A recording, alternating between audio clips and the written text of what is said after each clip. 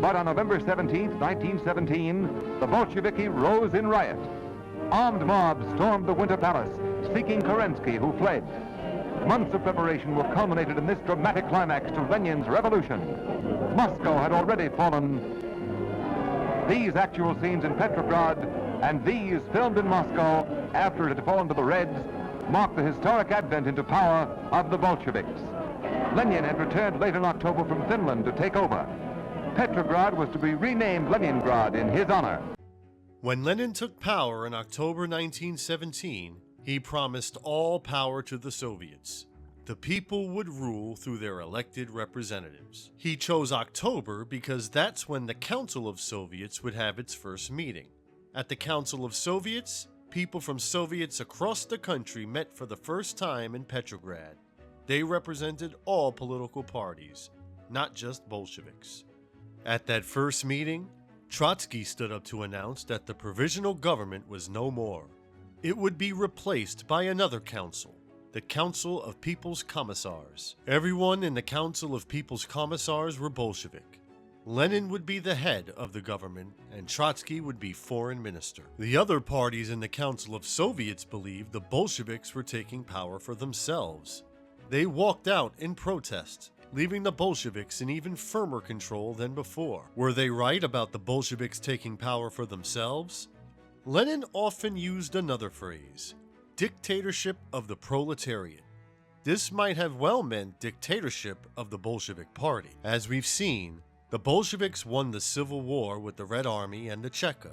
But those things don't function without factories to supply them and farms to feed them. As the Civil War dragged on, the government nationalized farms and factories, meaning it took them over. With Bolsheviks in control of the government, that meant that they would determine what was produced in the farms and factories. Lenin called this war communism. Was war communism dictatorship of the proletariat or dictatorship by the Bolsheviks? The earliest Bolshevik leaders, like Lenin himself, were intellectuals from big cities. They weren't swinging hammers in factories or scythes on farms.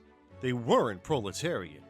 And yet, here they were, telling the proletariat what and how to produce. So why did the proletariat still support them? A major reason was because the White Army was doing the same thing. In fact, they had been doing it way longer. And what was the result?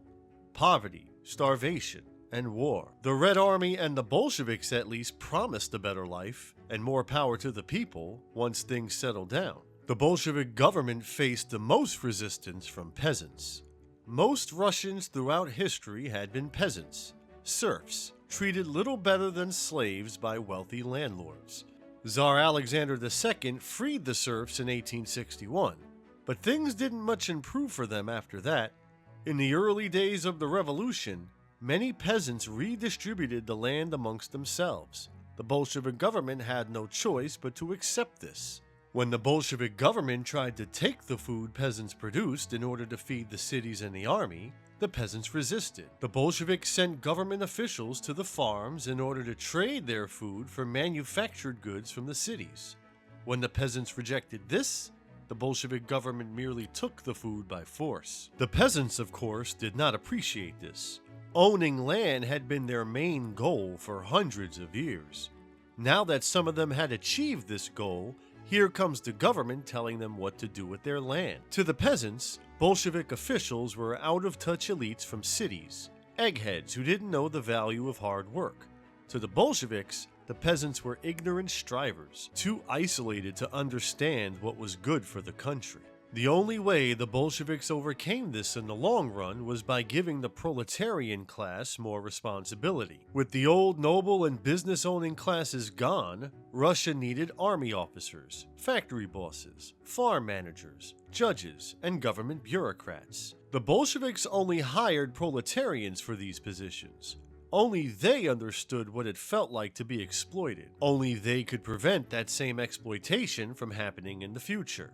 In fact, the Bolsheviks gave the right to vote only to the toiling classes, aka the workers. In 1919, Nikolai Bukharin and Evgenii Preobrazhensky wrote a book called The ABC of Communism to explain the Bolshevik vision for ruling Russia. In the old law courts, the class minority of exploiters passed judgment upon the working majority. In the law courts of the proletarian dictatorship, the judges are elected by the workers alone. The judges are elected solely from among the workers. For the exploiters, the only right that remains is the right of being judged. This was the class war that liberals feared back in 1917, turning poor against the rich. If you asked the Bolsheviks who ruled Russia, they would say the proletariat. If you asked the Bolshevik enemies who ruled Russia, they would say Lenin and a small band of Bolshevik terrorists who were manipulating the working classes into doing their bidding.